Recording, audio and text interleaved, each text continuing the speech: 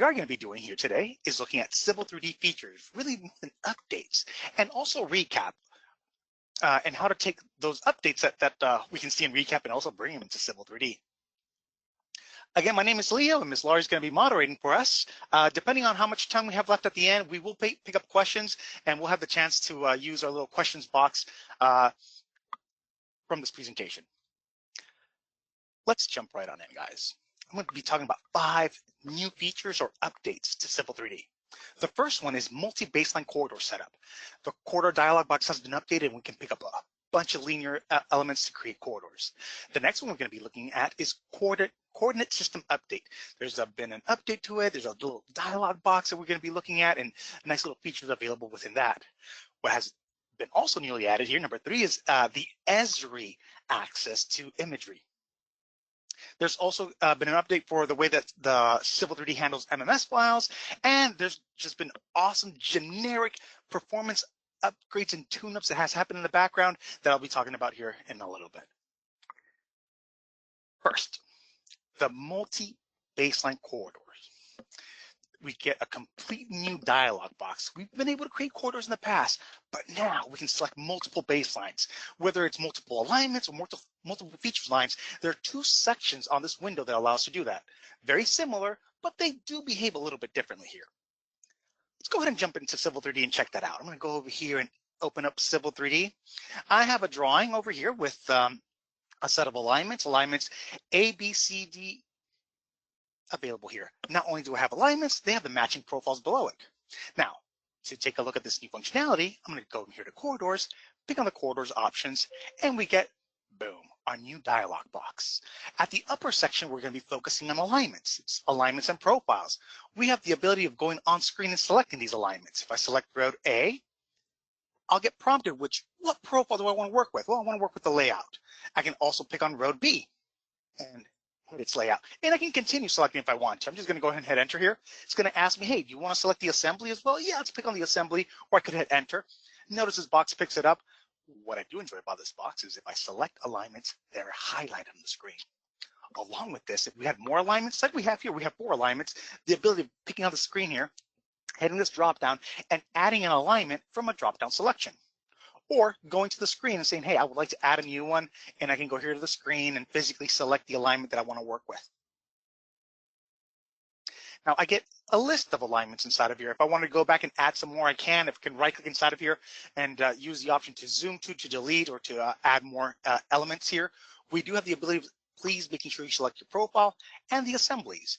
Now the fun part about here, I can use this little button here and pick on assemblies on the screen. In case I had multiple assemblies, I can physically pick on them. Or using my shift selection, I can go ahead and set all of them up for us. And let's use the basic assembly for everyone. Boom. Now, I will also tie to a surface, so I can hit existing ground. You'll notice that I do have some daylighting parameters on here. And this is going to be click easy. You're actually going to see the original baseline and parameter selection as I hit OK. Takes us to that familiar interface, being able to see the line work here. That familiar dialog box. I'm just going to go ahead and click OK and accept this, rebuild my corridors, and bada boom, I have corridors built everywhere. Now, to go back and modify these, I unfortunately only have the classic corridor properties dialog box to be able to go back and do this. So I don't get that window again. If I needed to add more baselines, it would be the classic method of single pick click. I only have that box available for the original creation. I heard a rumor that Autodesk might be going ahead and adding that ability to go back and add multiple baselines, but as of right now, it's under the initial creation. That was for alignments. Let's jump over here and talk about feature lines. Because as of a few years ago, Autodesk allowed us to use feature lines as our baselines. So what I would like to do inside of here is take a look at that. I have feature lines inside of here, feature lines that are named. That's going to be really important. And I can use those to, well, be able to grab them. So let's go over here, and pick on my corridor. Now, if I had multiple alignments and multiple feature lines, I could actually use both. I'm just being very specific in the way I'm demonstrating this. I'm only going to select feature lines. Now, the deal here is I could go through here and add as many feature lines as I need to. Notice the list of, it finds 8, be aware that I actually have the ability of using the same little picker that I used earlier and pick on my feature lines on the screen, and it will recognize them. I'm going to go here and press enter. It's asking me to select the assembly. Notice how it recognized them. I can also hit from a drop down and keep on adding. Now, something that I didn't show before was removing baselines. I can right click and hit delete. The fun part about feature lines is I can choose to filter them down, because based upon how you do work, you may have multiple sites. You may have a crazy number of feature lines that you're stylizing or perhaps putting on your own layer. So what I can do inside of here is run a filtering. And the fun part about this filtering, I'm going to choose by name, and I'm going to use my lanes here. That's all I'm interested in seeing. Now, it doesn't appear that it did much. I filtered to lanes, but it doesn't look like it did much. What happened inside of here is that if I pick on this list, now the dropdown has been limited. So instead of showing the total of 8, it's filtered down to whoever starts with the word lane. So what I can do inside of here is pick on this list, or hey, choose to pick on all of them. And all my lanes have been added. I can choose to pick the particular assembly I want to drive inside of here. Let's put in just a standard full roadway section. And I'm going to uncheck the box to set the parameters, so it's going to take me directly to my screen immediately here. And I think I am doing daylighting, so let's use a daylight over here. I'm going to go ahead and hit OK, and boom, I have now a corridor created, a complete corridor created with multiple baselines. Again, if I can go here to my on-screen here, a singular corridor was created with multiple baselines based upon feature lines. Really awesome, at least helping us create out of the box here, immediately hit the ground running with creating multiple baseline parameters and creating a really robust corridor all in one. All right, that was it. Let's go back to our presentation. Let's jump on over here and let's talk about the next update. Let's see here, the coordinate system update. Now, this is a little bit new. Of course, we can use our classic map 3D functionality and set a coordinate system. We can use Civil 3D commands and use that, but there are 2 new commands that we can use. One is a GeoAssign, which is the actual dialog box, and this enable CVS support, which is going to help us work with DTM files and set that coordinate system. I think it's pretty neat and awesome and straightforward the way this works out. Let's see if we can jump in here.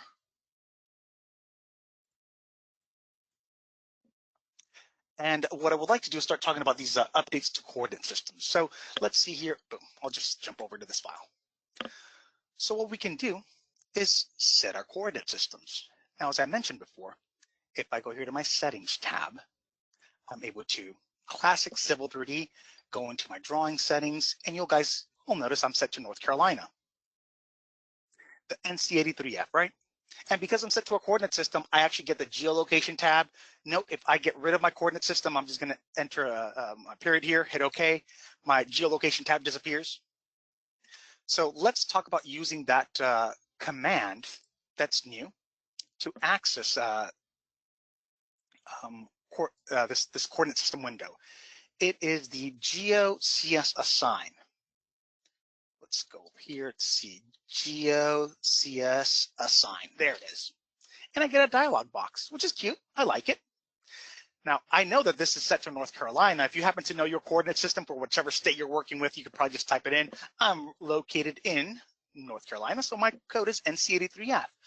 But if you're wanting to choose to filter through this, notice I can go in here and say North Carolina. And it gives me a list of my coordinate systems. I know that I want to use the NC83F. And the fun part about this is I start selecting this, it highlights the area that I'm working with. It's a new little window here. I do have my northing and easting, and I also have what's new in this box, the fact that I can set an elevation datum as well. I'm just going to set my standard classic North Carolina coordinate system there. And as I hit OK, boom, it's done. Now, what I would like to do here is talk about the within that dialog box, being able to use the other feature, the window where we can set elevations. And with that, I'm actually going to focus on the fact that I'm able to leverage a secondary command, the enable CVS support. But I want to talk about this a little bit here. As I create a surface here, and I would like to pull in a DTM, and this is the fun part about this drawing. Notice my drawing is set to a coordinate system. The DTM I'm bringing in is set to a secondary coordinate system. So as I go out here and fish for it, the idea is I can set a coordinate system for this. Now, the fun part here is you get the classic window for setting up that coordinate system. And that's it. We've always had this. Notice it gives us the old box to be able to do this. So if you wanted to create this surface inside of your grate, I would have to assign it here UTM 27-18. I can assign it. Oh, -18. Leo, come on. And if things work out correctly, that's great. It's giving me a null elevation, null datum inside of there. I don't have the ability of changing that. That's pretty much it. It does create the surface for me and adds it right on in. But that's not what I want to do here. I'm going to go here and change it. I'm going to say delete to that surface. What I want to do here is I take this and delete it, is leverage the functionality within the software to enable that coordinate system window. And there is a command specifically for it. It is called enable CS, there it is, CSS support. And I'm going to turn that feature on. And what's going to happen inside of here is working with my drawing, that of course I already have it set to the North Carolina coordinate system. Oh, it didn't hold. That's why it wasn't lining up. And see, it didn't assign it. That was my bad. I didn't actually assign the coordinate system initially. Come on. It was the GeoCS assign. I looked for it, but I didn't apply it. That was my mistake, guys. NC 83F. I forgot to assign it. There we go. Now we have a coordinate system set here. Now we're good. Now as I create a surface, this is going to be quite all right. I can go here, create a surface again, and I will bring in a DTM. And you'll notice because I've enabled the CVS support, I believe I turned it on already. It's on. It's going to behave a little bit different because it's going to give me the ability of setting that coordinate system with this new box. See, earlier it gave me the previous box. Now I get the new box.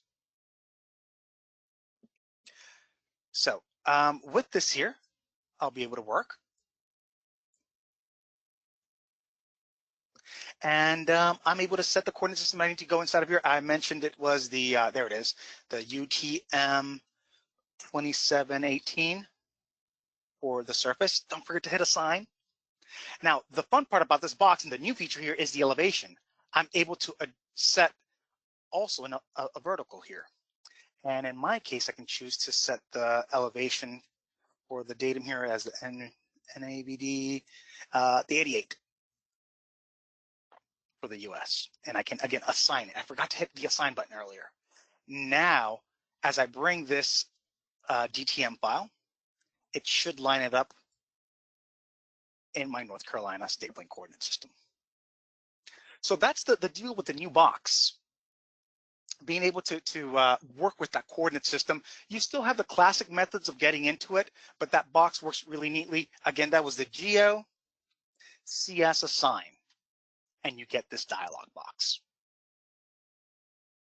All right, let's jump right back into my presentation. Come on. All right, the new Esri functionality here. We have new map options still available from the classic geolocation tab. We still have the old Bing aerial, road, and hybrid, but now we have 5 new maps. The cartoony street map looking thing, the Esri imagery, which is supposed to be a higher resolution imagery. We have Esri streets, kind of this background gray color and this background dark gray color, and we'll take a look at those here. And it is available from the same geolocation tab. As long as you have a coordinate system assigned, we'll be able to play with these. Let's take a look at that. Let's jump right back into the software. And well, looking with the same drawing I was working with before, now that I have a coordinate system assigned, I have a geolocation tab, and I'm able to work with these. I can look at the cartoony Esri open street map imagery. There is my terrain, and we're right by the beach over here in North Carolina, near Elizabeth City. I can go back up here and choose to use Esri imagery. And this does give me images at different zoom levels. Notice how the imagery changes, and I'm not sure how that works over the web here. Notice how it's kind of dull almost, as I start zooming in, see how it changed color? So this is pulling from the Esri configuration. As I start zooming in more, and I'm hoping this is also updating on the web, I'm zooming in slowly as I start chomping in a little tighter. You'll notice how the imagery changed there. So we get more data, a little bit more clear as well. See how that car pops and disappears on me? That is a different image, a different time it was flown. And this is a functionality of the software. You do not need to have an account set up. You do need to be logged into the Autodesk 360, the Autodesk system here. That's which you can create a free Autodesk account and log in, and this works out for you. And I can keep on zooming in. And of course, then I have the Esri streets. It gives me a little cartoony map here. Then I have this Esri light. So if you're working with mapping and start looking at utilities, it just kind of dulls everything else. Notice the roadway there, we get some building outlines. I think it's neat. And the Esri dark gray. Of course, the classic methods pulling from Bing are still available here. Notice we still are missing the Google Maps, but we only have Bing aerial imagery. So those still do work for us. I like that the imagery in some cases has been a lot tighter, a lot cleaner for me to look with and work with. Of course, different times of the years that these images were flown by. You can see the watermark down here, the lower right-hand corner, that it is pulling from Esri. And of course, if you're tired of it, I can choose to just simply turn it off. So we have those that functionality readily available here on the drawing that I was bringing in from that terrain model. All right. So let's see if I can take a look at what's next here in my presentation. Let's jump right back over here. And that was the demo. What's the next piece? All right. I'm not going to get a chance to demo this, but MMS files have been updated. When Civil 3D creates large drawings with large surfaces, it creates this auxiliary MMS file. It can be huge. Typically, we see this on really large areas, or maybe creating surfaces from scans or LiDAR. Now, in the past, these MMS files were saved anytime the drawing was open and closed, even if no changes were made. Now, we're only speaking and syncing to that MMS file only if the surface is modified, which will reduce our local or network or the Autodesk Construction Cloud processing times. So if you are in this location, this is awesome dealing with these MMS files. Of course, I'm hoping you're also using data shortcuts and designs and make your drawings a little bit lighter anyways, but this is a nice update for us. The other update that we have is overall Civil 3D improvements. I don't have time to demo for this. I don't have, I actually do have 2022 installed, but just letting you know that Autodesk already did this benchmark. And overall, I'm seeing about anywhere between a 40, maybe to a 50% range in improved times, whether it is drawing regeneration time as you do a regen or open or save a drawing, corridor rebuilding. I just showed you how to create multiple baseline corridors in this release of the software. You can see from the 22-year release to 2025 how that reduction happened. I think this is in seconds, these tables, and file opening. So also a file reduction there. So Autodesk has made Civil 3D perform a whole lot better. So working with that, that's pretty much what I wanted to talk about Civil 3D here. This gives us a space to open and start talking about ReCap. But before I do that, I actually want to pump the brakes here, take a turn, and I think it would be wise at this moment to address the questions that we had coming up here, because I want to make that clear pause between Civil and ReCap. We'll jump over here. I have a number of questions. Let's start addressing some of these from the top down. Can you have the corridor created as separate? Danny, no, I don't have an option. The question is here, can we have the corridor be created as separate as we create multiple corridors? Not from that feature. We could later choose to split them. There are tools that help us split corridors. I think IMAGINiT has one. Can you use the feature line as baseline in 2023 and 2024? I think you can use the feature lines as baseline back to like 2022. I forgot when that was a new option.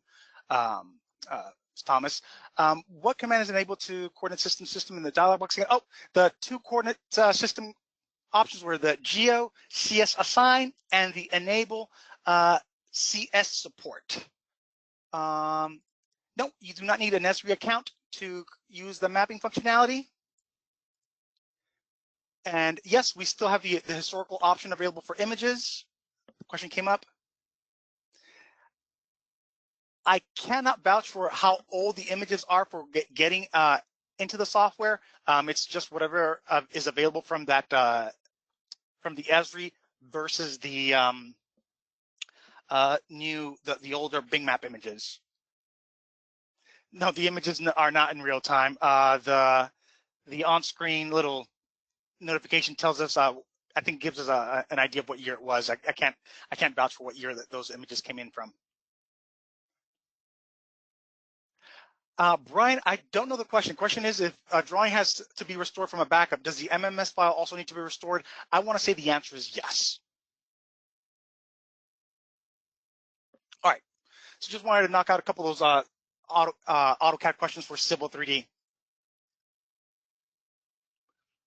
Kai, the benefit of using one corridor with multiple baselines, well, if your machine is able to handle one corridor and multiple baselines, it's able to handle that speed. The ability is you're able to create a singular surface in one go instead of having to create one surface, a secondary surface, and a third surface for road 1, 2, and 3. You could do it all at once. But again, that depends on how large of a road you're doing. If you're trying to do an entire subdivision or something like that, and how dense and how detailed your design is. All right. If you have drone imagery, can you add it to the geomap location? Not through the geomap. If you have drone imagery, ReCap is what you want to do to create that either terrain or that image, stitch that imagery together, and then bring it into Civil 3D. Mr. Ted, that would be a whole separate workflow that you have to put in play. All right, guys, I'll pump the brakes on the questions there. We can return to them as we move on forward. Let's jump into what's new inside of ReCap. Looking at ReCap here, the main updates are not to the base software, as in a lot of the functions I'm going to talk about here are not going to be to ReCap Pro, the installed software, as you can see here on my screen. They're actually going to be to the cloud features, as in if you take a ReCap file and put it on the ACC, we have cloud features that we're able to really use up there. And one of them is, the first one is to extract ADA ramps or driveways. The option number 2, to create our own 3D linear objects that we can sketch up. Our new feature is to export these line work into a CSV file. We've always had options to export. The new function is to do CSV. The new update is to highlight and hide scans in this year release. And also it's going to remember and save our user settings. These are all cloud-based features for ReCap. So let's jump right into it. The ability of creating ramps and driveways. There are predefined templates that exist that you can drop them in place and start pushing and pulling to design our ramps. Historically, this was quite cumbersome to try to put some line work on here. Now, last year, Autodesk did add the ability of creating curb and gutters, but this year we get this 3D functionality. Now, the fun part about it is you can create your own little templates, you can save them, you can import, and you can export them. Now, how does this demo out? Let's take a look at this demo here. And what I want to talk about is working with this. I have on my cloud, on my project here, I have set up the drawing I want to use with. So as I start looking at this ReCap project for my 2024, I think it's road rehab. Here's my road rehab that I have loaded. And I'll open that ReCap scan that I did create using ReCap Pro, but I put it on the cloud. And this is where you get this functionality. This is my entire scan. I can pan around and I can start zooming into the scan. Now, the deal here is going to be working with features.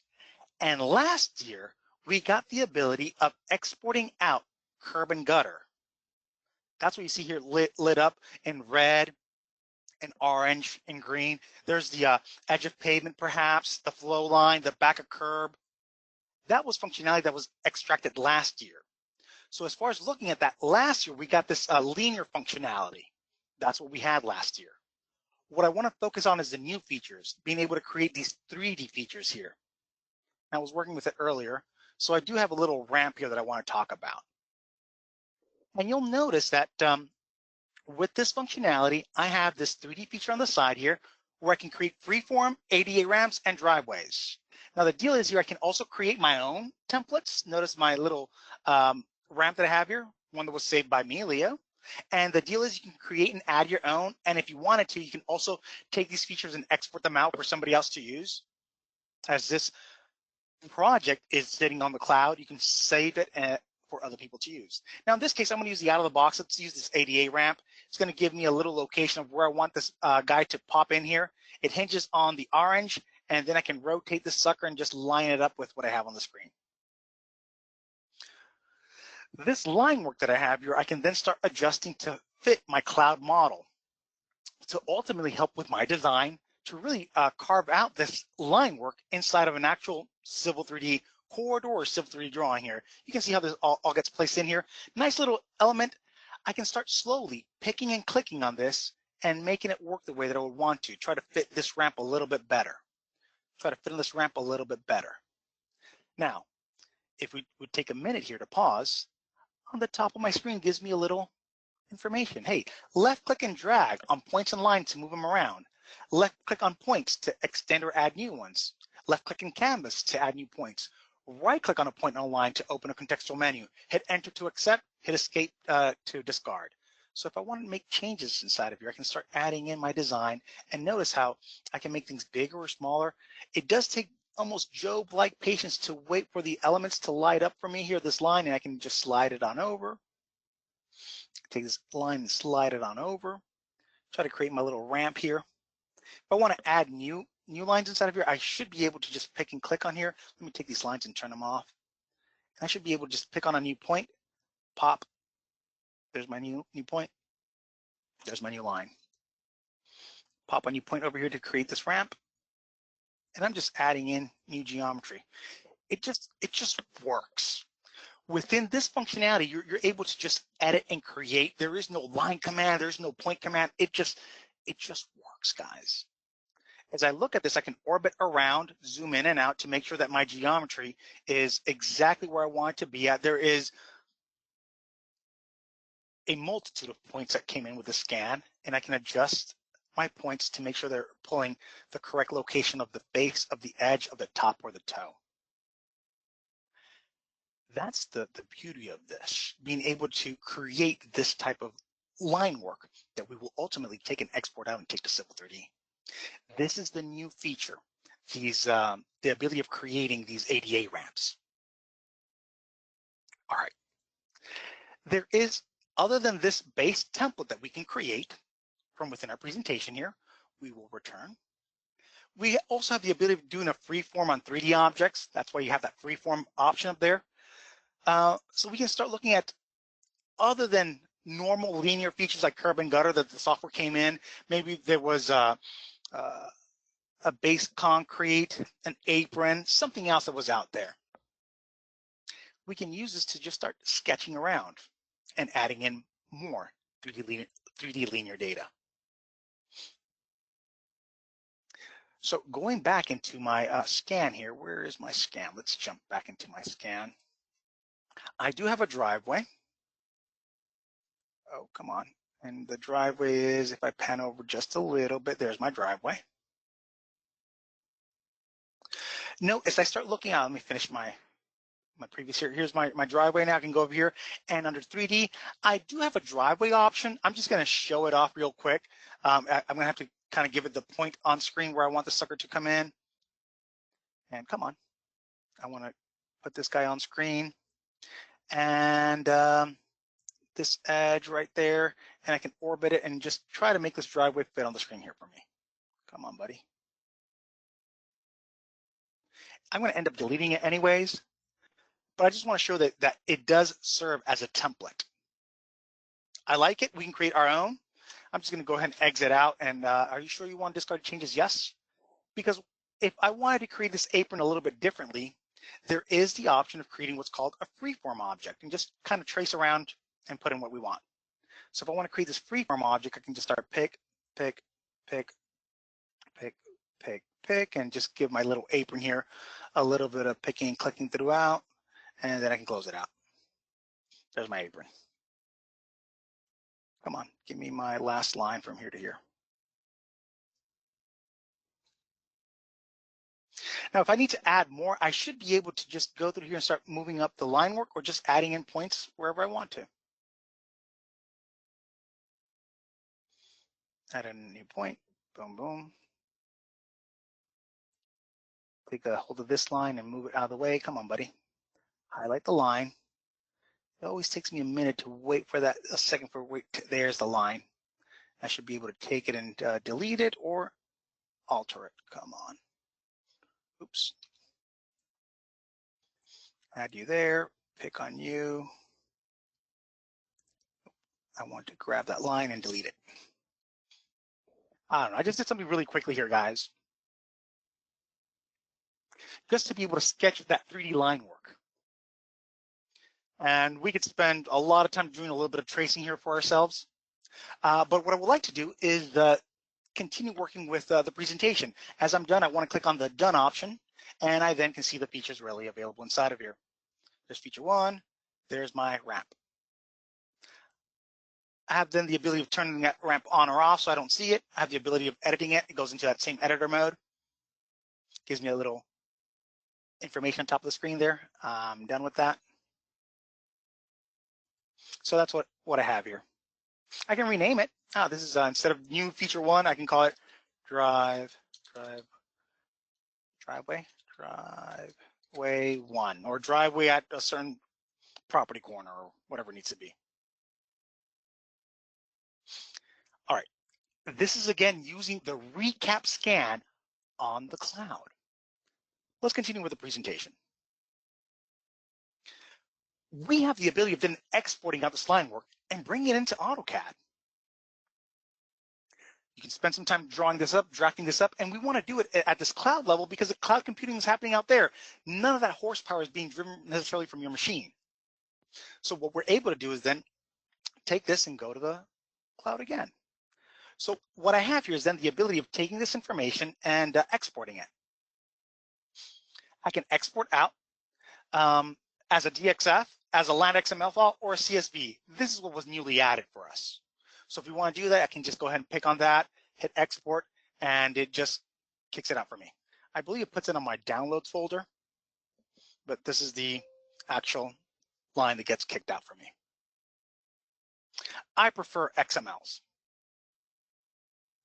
So what happens here is from using this line that we sketched in, could we have brought this into the scan into Civil and drawn feature lines or drawn 3D polylines? Sure, but we could do this without having Civil 3D. We could use this ReCap model on the web. And if we were to jump into Civil 3D, let's go over here and let's start up a brand new drawing and use AutoCAD here. And what I would like to do is pull in that information. Now I'm going to choose to not read the CSV, which is new. I actually like working with just land XML, and I have that ADA ramp that I brought in, and I can choose to bring it right on in here. Boom, there's that ADA ramp that I was playing with. And if I land XML this in, I also had that driveway that I brought in. Open that up, choose OK, and those are the 2 features that I was working with. They appear and get brought into Civil as feature lines, and they should, I think, appear over on my side. There's feature lines. So that's geometry that I can work with. Geometry that, of course, I can take, and if I wanted to create a surface off of this, hit OK. I'm going to go here and create based upon break lines. Click on Add, and I'm going to choose to use standard. Click on this sucker, and I have a terrain now. I think there's not a lot of elevation difference inside of here. Let's see if we can modify the surface style and make it a little bit thinner. 0.5s and 1.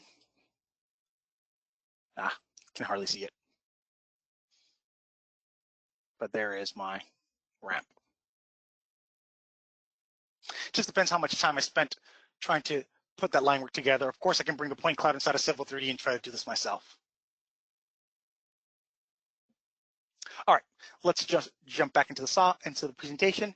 What is new is we're able to highlight and hide scans. So if you do have multiple scans, like most of our projects do, we're able to really bring that down. So we're able to analyze what we're looking at, maybe start tracing line work a little bit better. So highlight, zoom, and show and hide. Let's take a look at that from our level here. And I believe I have my 2005 project. I have a recap that's a little bit different here. So I'm going to open that recap scan file. You'll notice that I have multiple scans, and it's taking me to them. And if I wanted to work with any one of these to start extracting line work, doing some cleanup, the ability of just taking these guys and turning them off, and I can now see just that scan on screen.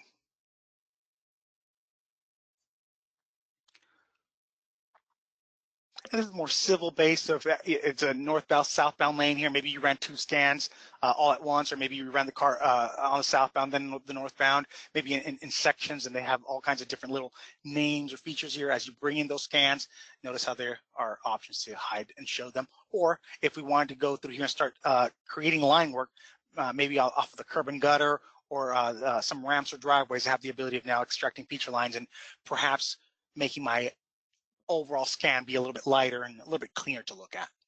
So I like the ability that we have to hide, show, or zoom to. The other option over here is to have the software remember my choices and not reset every time I go back in. I'm going to do something really simple here as far as resetting these choices. Let's go here to the scan that we were just looking at. And this is a full live color scan.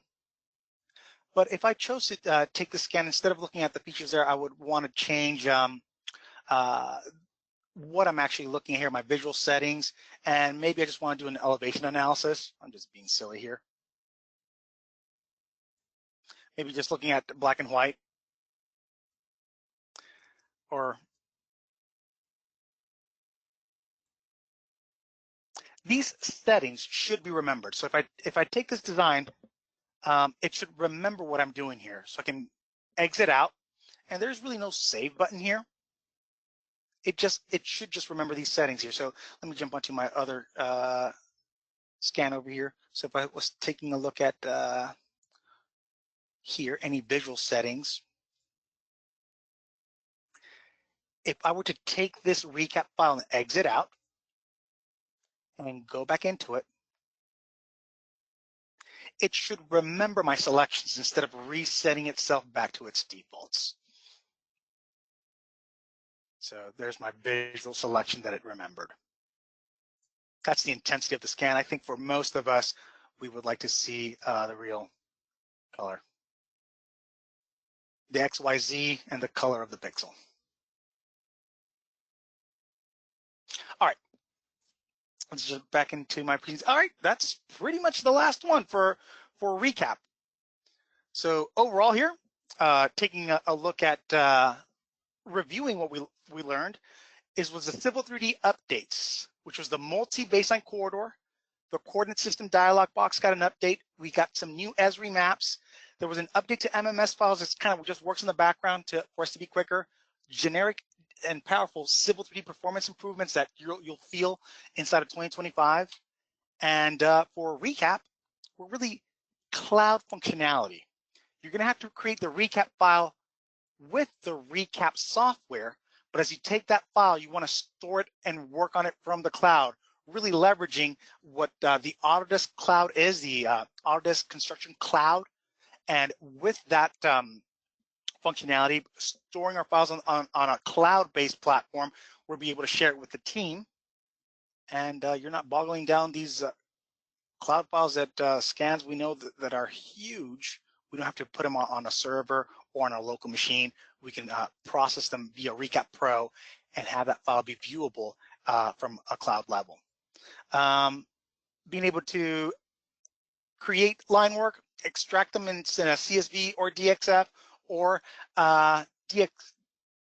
XML, the way that it highlights features and the way that it remembers what you did. So those are the new features that are available within Civil. and a recap. Just want to turn around to the team and say thank you for joining us. Please keep visiting up our websites so you're able to see what other presentations we're going to be coming up. And if you need any help or would like to have any follow-up questions, you can reach us at info@ran.com or call us up